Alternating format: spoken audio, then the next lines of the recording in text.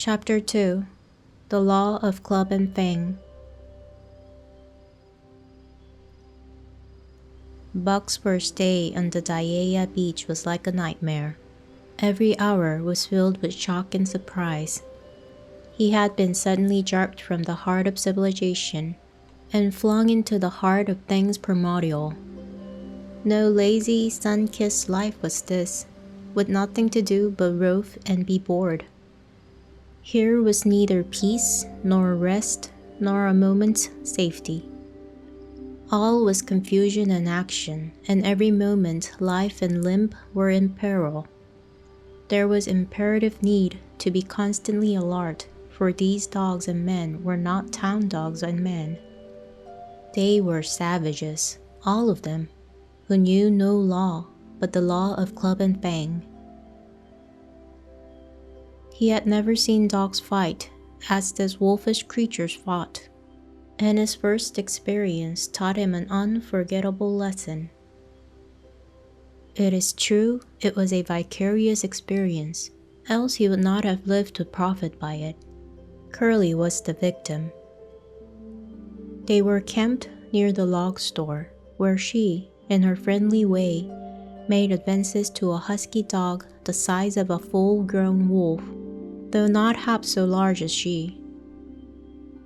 There was no warning, only a limp in like a flash, a metallic clip of teeth, a lip out equally swift, and Curly's face was ripped open from eye to jaw.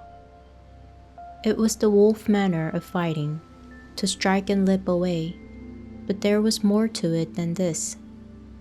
30 or 40 huskies ran to the spot and surrounded the combatant in an intent and silent circle. Buck did not comprehend that silent intentness, nor the eager way with which they were licking their chops. Curly rushed her antagonist, who struck again and limped aside. He met her next rush with his chest, in a peculiar fashion that tumbled her off her feet. She never regained them. This was what the onlooking huskies had waited for.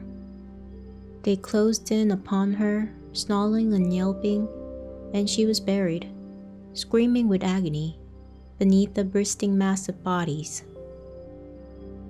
So sudden was it, and so unexpected, that Buck was taken aback. He saw Spitz run out his scarlet tongue in a way he had of laughing, and he saw Francoise swinging an axe, spring into the mass of dogs. 3 men with clubs were helping him to scatter them. It did not take long. 2 minutes from the time Curly went down, the last of her assailant were clubbed off. But she lay there limp and lifeless in the bloody, trampled snow, almost literally torn to pieces, the swart half-breed standing over her and cursing horribly.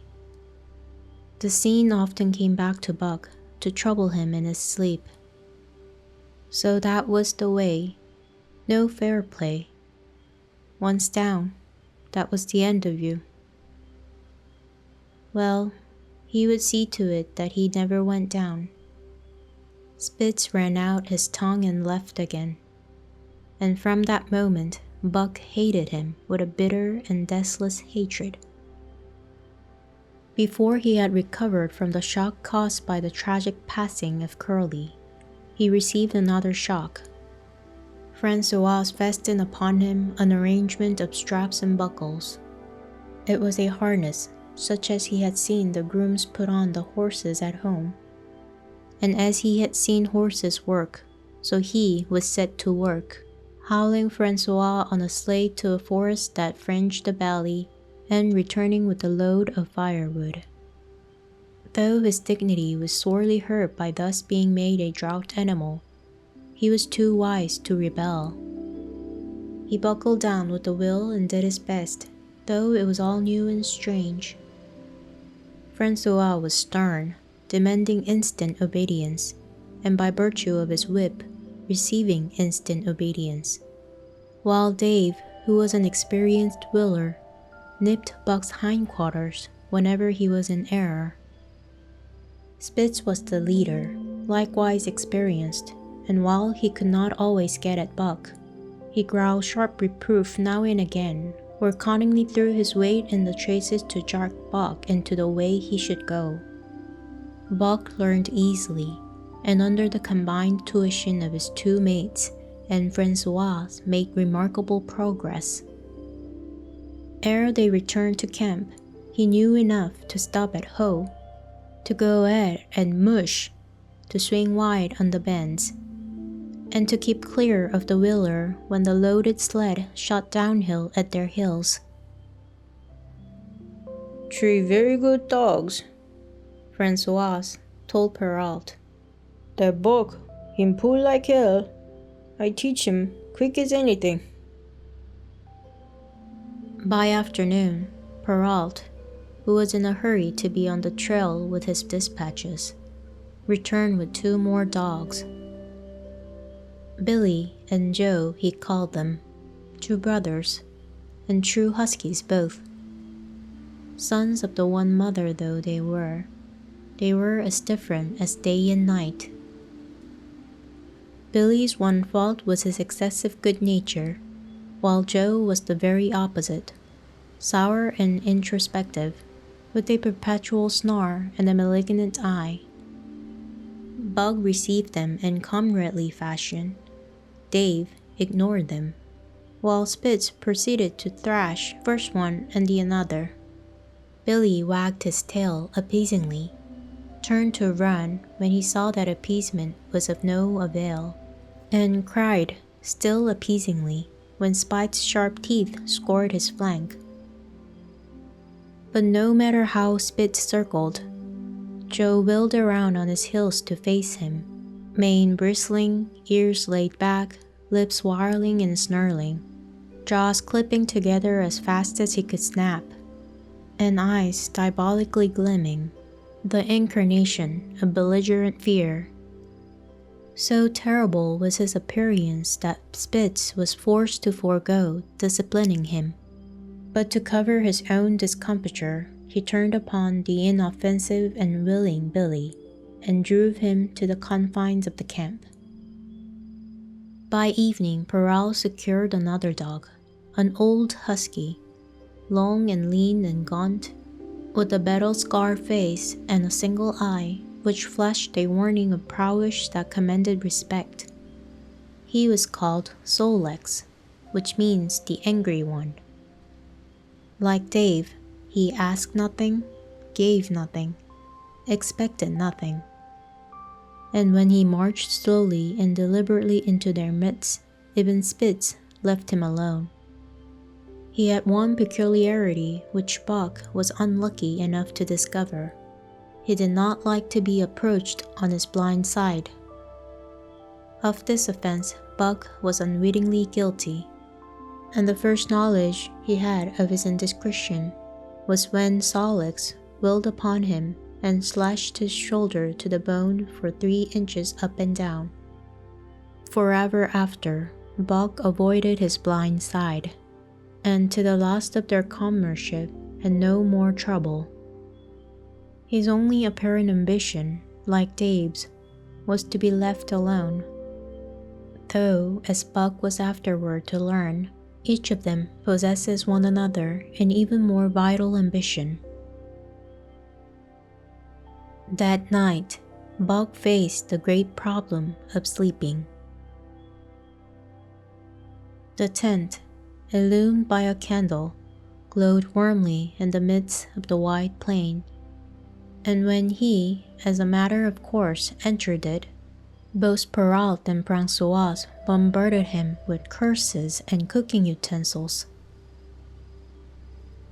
till he recovered from his consternation and fled ignominiously into the outer cold.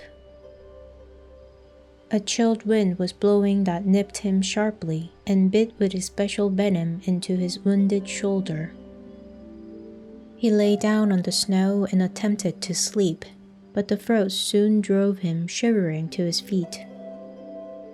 Miserable and disconsolate, he wandered about among the many tents, only to find that one place was as cold as another.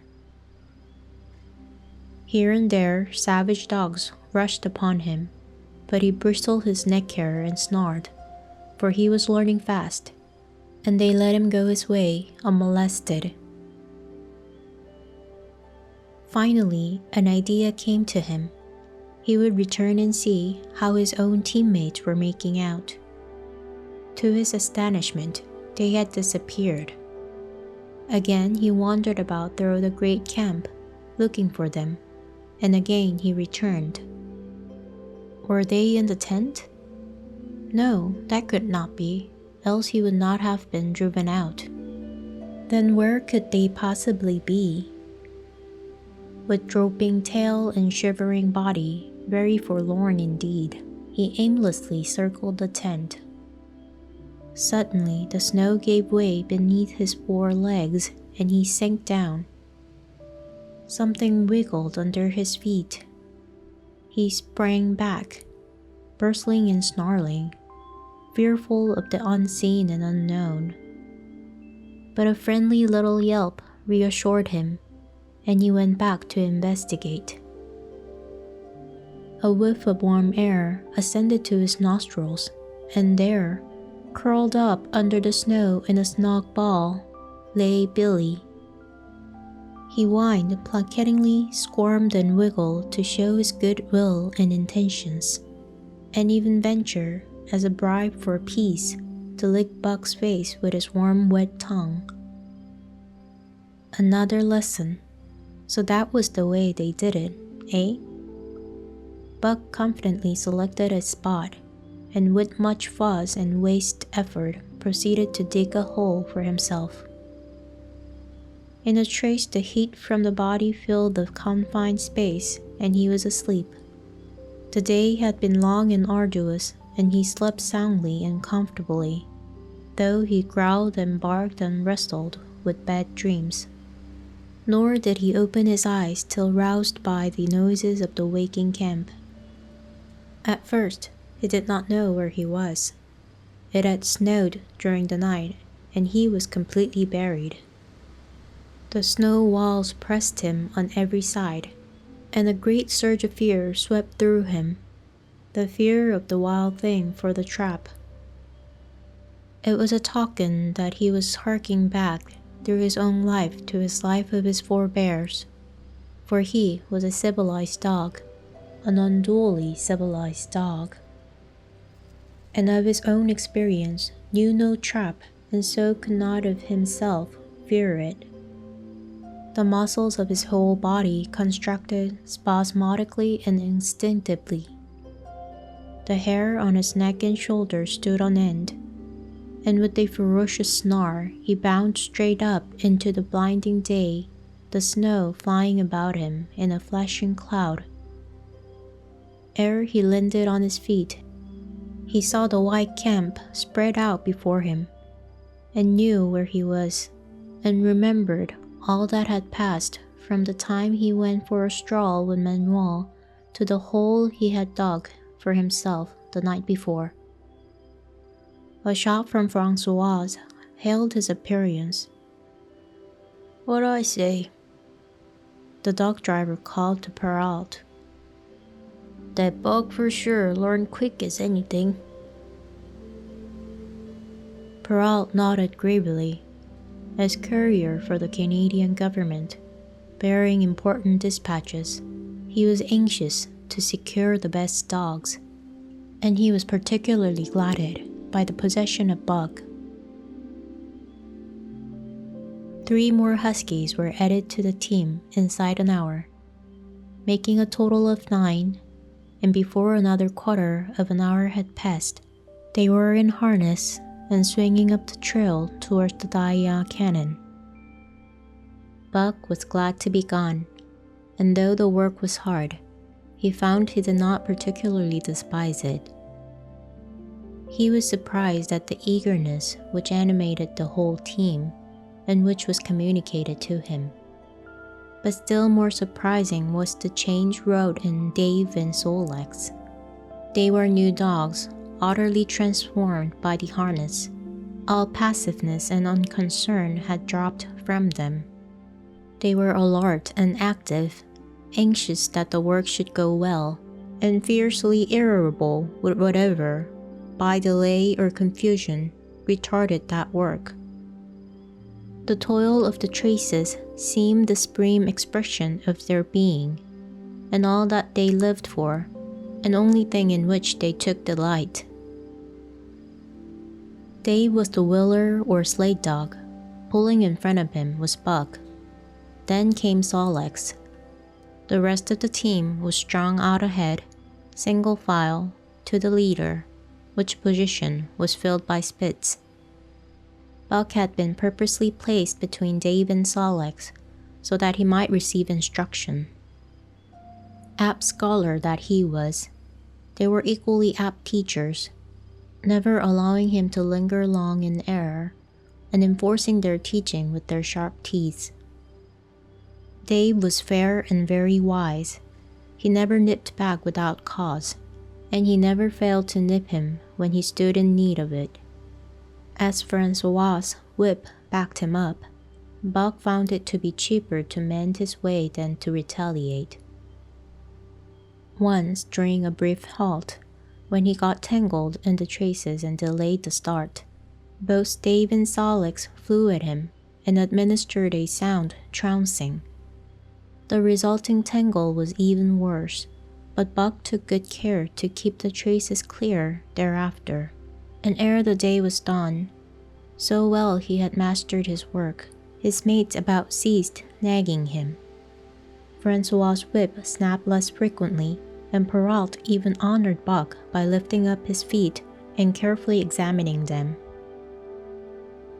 It was a hard day's run up the canyon, through Ship Camp, past the scales and the timberline, across glaciers and snowdrops hundreds of feet deep, and over the great Chilkoot Divide, which stands between the salt water and the fresh and guards forbiddingly the sad and lonely north. They made good time down the chain of lake which filled the crater of extinct volcanoes, and late that night pulled into a huge camp at the head of Lake Bennett, where thousands of gold seekers were building boats against the breakup of the ice in the spring. Buck made his hole in the snow and slept the sleep of the exhausted just, but all too early was routed out in the cold darkness and harnessed with his mates to the sled. That day they made 40 miles, the trail being packed, but the next day, and for many days to follow, they broke their own trail, worked harder, and made polar time. As a rule, Perrault traveled ahead of the team, packing the snow with webbed shoes to make it easier for them. Francois, guiding the sled at the gee-pole, sometimes exchanged places with him, but not often. Perrault was in a hurry, and he prided himself on his knowledge of ice, which knowledge was indispensable, for the fall ice was very thin, and where there was shift water, there was no ice at all. Days after day, for days unending, Buck toiled in the trace. Always, they break camp in the dark, and the first gray of dawn found them hitting the trail with a fresh mile reeled off behind them. And always they pitched camp after dark, eating their beat of fish and crawling to sleep into the snow. Buck was ravenous. The pound and half of sun-dried salmon, which was his ration for each day, seemed to go nowhere. He never had enough, and suffered from perpetual hunger pangs. Yet the other dogs, because they waited less and were born to the life, received a pound only of the fish and managed to keep in good condition. He swiftly lost the fastidiousness which had characterized his old life. A dainty eater, he found that his mates, finishing first, robbed him of his unfinished ration. There was no defending it. While he was fighting off 2 or 3, it was disappearing down the throat of the others. To remedy this, he ate as fast as they, and so greatly did hunger compel him. He was not above taking what did not belong to him. He watched and learned. When he saw Pike, one of the new dogs, a clever malingerer and thief, slyly steal a slice of bacon when Peralt's back was turned, he duplicated the performance the following day, getting away with the whole chunk. A great uproar was raised, but he was unsuspected, while Dub, an awkward blunderer who was always getting caught, was punished for Buck's misdeed. This first theft marked Buck as fit to survive in the hostile Northland environment. It marked his adaptability, his capacity to adjust himself to changing conditions, the lack of which would have meant swift and terrible death. It marked, farther, the decay or going to pieces of his moral nature, a vain thing and a handicap in a ruthless struggle for existence. It was all well enough in the Southland, under the law of love and fellowship, to respect private property and personal feelings. But in the Northland, under the law of Club and Fang, whoso took such thing into account was a fool, and in so far as he observed them, he would fail to prosper. Not that Buck reasoned it out, he was fit, that was all. And unconsciously he accommodated himself to a new mode of life. All his days, no matter what the odds, he had never ran from a fight. But the club of the man in the red sweater had bitten into him a more fundamental and primitive code. Civilized, he could have died for a moral consideration, say the defense of Judge Miller's riding whip. But the completeness of his decivilization was now evidenced by his ability to flee from the defense of a moral consideration and so save his hide. He did not steal for joy of it, but because of the clamor of his stomach. He did not rob openly but stole secretly and cunningly out of respect for Club and Fang. In short, the things he did were done because it was easier to do them than not to do them. His development, or retrogression, was rapid. His muscles became hard as iron, and he grew callous to all ordinary pain. He achieved an internal as well as external economy. He could eat anything, no matter how loathsome or indigestible, and once eaten, the juices of his stomach extracted the least particle of nutriment, and his blood carried it to the farthest reaches of his body, building it into the toughest and stoutest of tissues. Sight and scent became remarkably keen, while his hearing developed such acuteness that in his sleep he heard the faintest sound and knew whether it heralded peace or peril.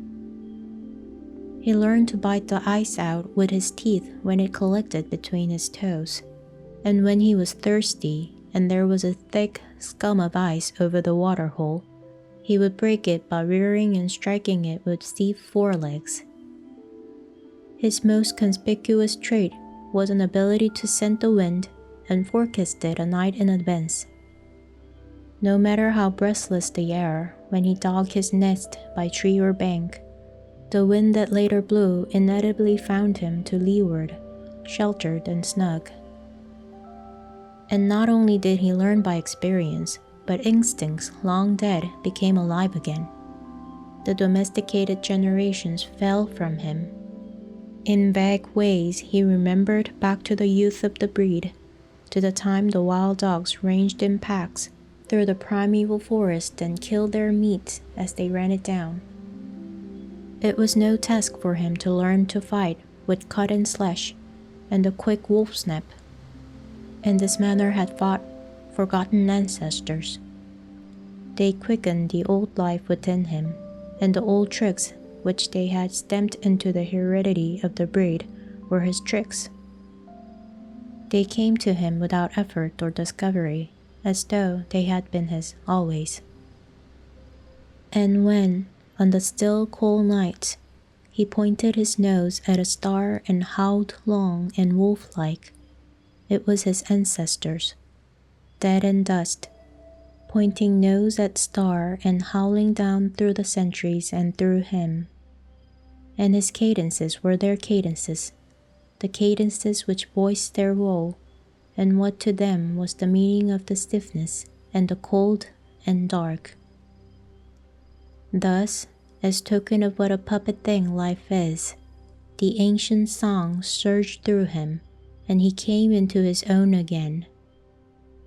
And he came because man had found the yellow metal in the north, and because Manuel was a gardener's helper whose wages did not lap over the needs of his wife and divers small copies of himself.